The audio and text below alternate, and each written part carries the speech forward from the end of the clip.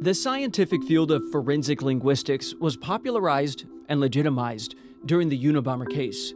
Well before Ted Kaczynski was ever a household name, 150 agents with the FBI, Postal Service, and ATF worked to figure out who he was and why was he killing seemingly random people across the country through the mail.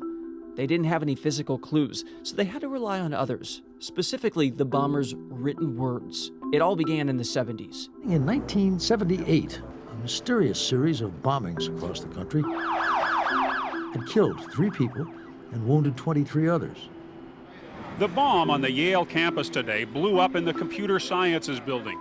Unabomber stands for University and Airline Bombing because the culprit initially targeted colleges and aircraft companies, leading profilers to think he was probably a lower-educated man who once worked for the airlines. Not right.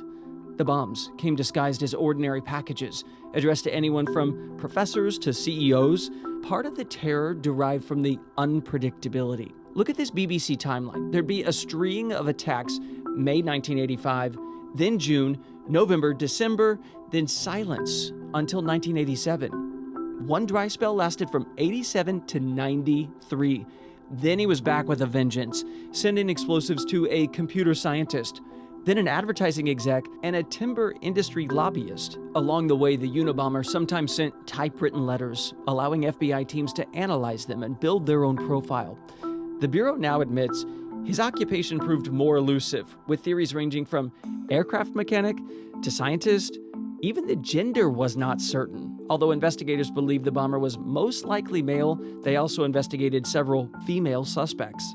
Then, the turning point. In the mid-90s, a new FBI profiler named James Fitzgerald, or Fitz, basically started from scratch, built something brand new, a picture that assumed the Unabomber held a doctorate, was secluded, and highly intelligent. Once a manifesto arrived in 1995, 35,000 words long, many of those assumptions were confirmed.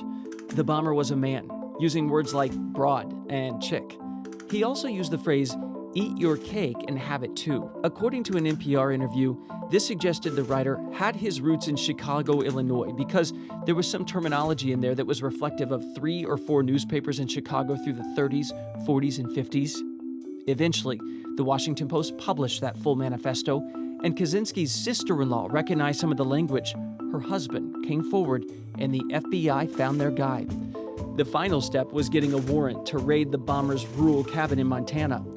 A federal judge, for the first time in American history, says Fitz, approved the warrant thanks to forensic linguistic evidence that his team built, clue by clue, word by word.